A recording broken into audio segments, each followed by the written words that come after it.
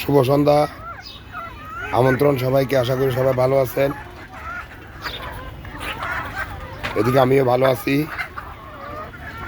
শুভেচ্ছা সহ অভিনন্দন জানিয়ে আজকে শুরু করছি নতুন একটা ভিডিও। এই ভিডিওতে আপনারা আজকে দেখতে চলেছেন আমি কত সহজে দেশি মুরগি পালন করি। এই যে দেখেন আমি কত সহজে দেশি মুরগি পালন করি। এই যে দেখেন ওই যে ভিতরে ওরা রাত্রে থাকে, এই দিনে এখানে পুরো দিন ভর এখানে ছাড়া থাকে। এই ছাড়ার মধ্যেই ওদের জীবনযাপন, আর রাত্রে এই ঘরে বন্দি থাকা অবস্থায় ওদের জীবনযাপন, এই দুইটা মিলেই ওরা খুবই সুন্দর জীবনযাপন করতেছে, ভালোই জীবনযাপন করতেছে। ডিমও দিচ্ছে, কদিন ডিম কম দিয়েছিল, এখন ডিম আবার পরিমাণটা বাড়ছে মাশাল্লাহ। তো এখন কথা হচ্ছে আমারও জ্বর, গলা ভাঙা ভাঙা বুঝতে পারতেছেন।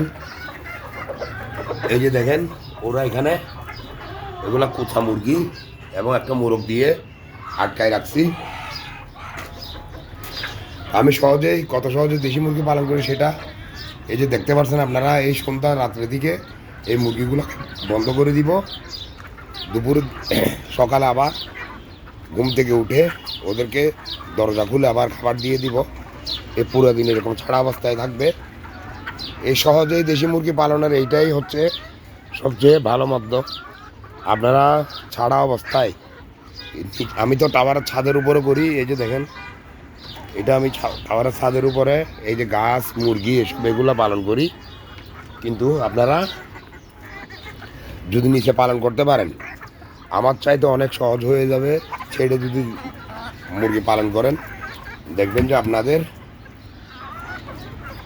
আমার চাইতে আরও অনেক সহজ হয়ে গেছে দেশি মুরগি পালন।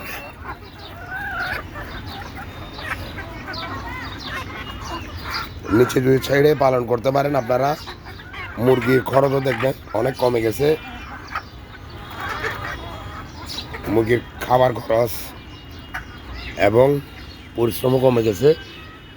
এখানে যেহেতু বাঁধা অবস্থায় আবদ্ধ অবস্থায় পালন করি ওদের জন্য একটু খাবার দাবারের পরিমাণটা বেশি লাগে।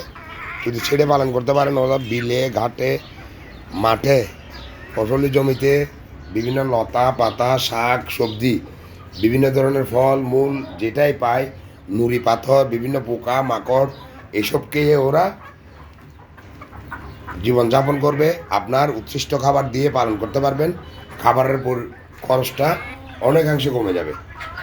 তো ঠিক আছে, এই কত সহজে দেশি মুরগি পালন করি, ডিম পাড়া মুরগি এবং বাচ্চা মুরগি, সেটাই আপনাদেরকে ধারণা দিলাম। ঠিক আছে, আজকের ভিডিও পর্যন্ত। আপনারা সবাই সুন্দর সুস্থ ভালো থাকবেন, আমার জন্য দোয়া করবেন, চ্যানেলটাকে সাবস্ক্রাইব করবেন, ইউটিউবে ফেসবুকে ফলো দিবেন, লাইক কমেন্ট শেয়ার করে সবাইকে দেখার সুযোগ করে দিবেন।